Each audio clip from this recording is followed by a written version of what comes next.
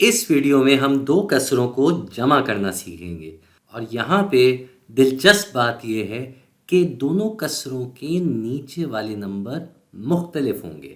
تو پہلی مثال کی طرف آتے ہیں۔ ہمارے پاس ایک طرف ہے 9/10 اور اس میں ہمیں جمع کرنا ہے 1/6۔ تو یہ 6 اور 10 مختلف ہونے کی وجہ سے ہم ابھی یہ جمع نہیں کر سکتے۔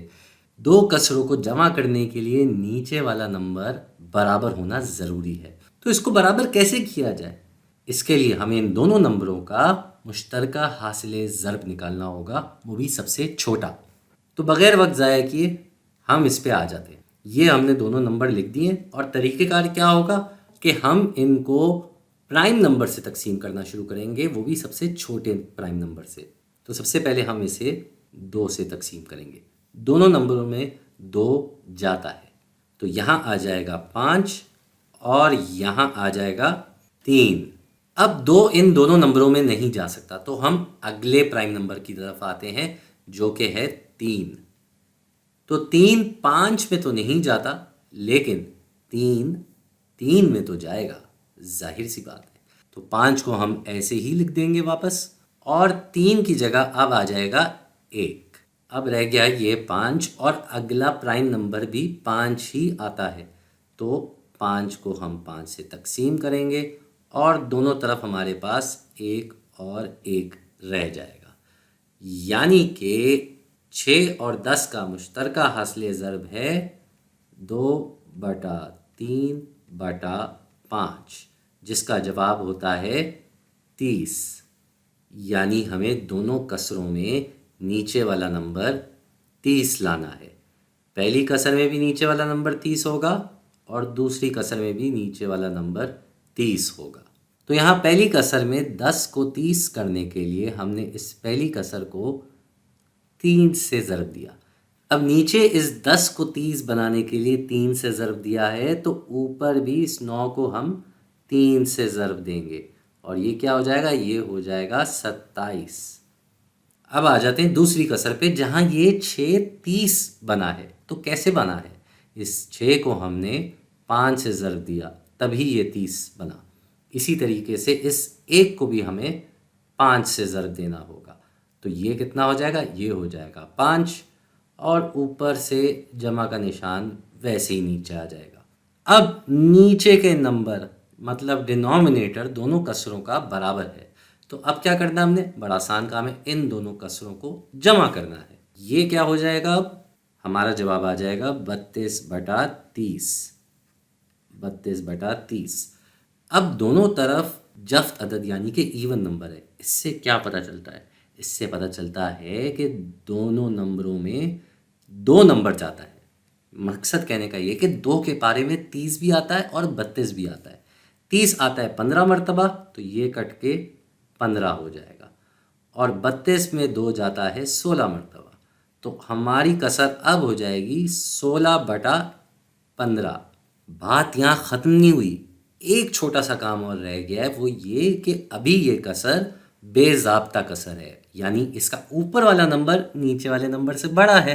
تو ہمیں کیا کرنا ہوگا؟ ہمیں اس کو مخلوط کسر یعنی کہ مکسڈ نمبر کی صورت میں لکھنا ہوگا، وہ بھی بہت آسان کام ہے۔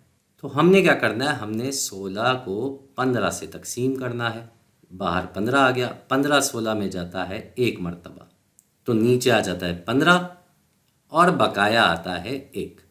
تو یہ ایک دفعہ جانے کی وجہ سے ہمیں پتہ ہے کہ ہمیں 1 پورا لکھنا ہوگا، اور جو یہ 1 بچا ہے بقایا وہ اوپر آ جائے گا اور نیچے پہلے کی طرح 15 آ جائے گا۔ یہ آ گیا ہمارا فائنل جواب۔ اب ایک اور مثال کر کے دیکھتے ہیں۔ اب ہمیں جمع کرنا ہے 1/2 سے 11/12 کو۔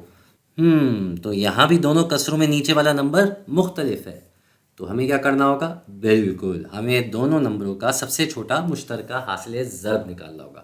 ایک بڑی مزیدار چیز دیکھ رہے ہیں، وہ یہ کہ ایک طرف 2 نمبر لکھا ہوا ہے اور دوسری طرف 12 نمبر لکھا ہوا ہے۔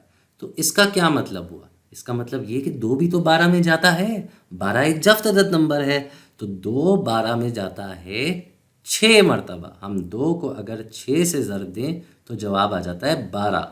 اس کا مطلب یہ ہوا کہ ہمیں اس دوسری کسر کو نہیں چھیڑنا، اس کا نیچے والا نمبر 12 ہی رہنے دیتے ہیں۔ یہ جو پہلی کسر ہے اس کا نمبر ہمیں بدلنا ہوگا، اس کو ہمیں نیچے 12 بنانا ہوگا، تو ہم اس کو نیچے لکھ دیتے ہیں 12۔ تو یہ 2 کو ہم نے 6 سے ضرب دیا، اس لیے یہ 12 بن گیا۔ لیکن حساب جو ہے وہ ایک انصاف پسند عنوان ہے، اسی لیے ہمیں اس 1 کو بھی 6 سے ضرب دینا ہوگا۔ تو 1 کو 6 سے ضرب دیں گے تو یہ بن جائے گا 6، اور 11/12 ایسے ہی منہ اٹھائے نیچے آ جائے گا، اس کو کچھ کرنے کی ضرورت نہیں ہے۔ جمع کا نشان لگا دیتے ہیں، نیچے دونوں طرف 12 آ گیا، یعنی کہ اب ہم جمع کر سکتے ہیں۔ تو نیچے والا نمبر ویسے کا ویسا ہی رہے گا، نیچے آ جائے گا 12، اور اوپر کیا آ جائے گا بھائی؟ اوپر آ جائے گا 6 میں 11 جمع کریں تو جواب آتا ہے 17۔ لیکن یہاں بات ختم نہیں ہوئی، کیوں؟ کیونکہ یہاں اوپر والا نمبر نیچے والے نمبر سے بڑا ہے، یہ ایک بے ضابطہ کسر ہے، تو اس کو ہمیں مخلوط کسر کی شکل میں لکھنا ہوگا۔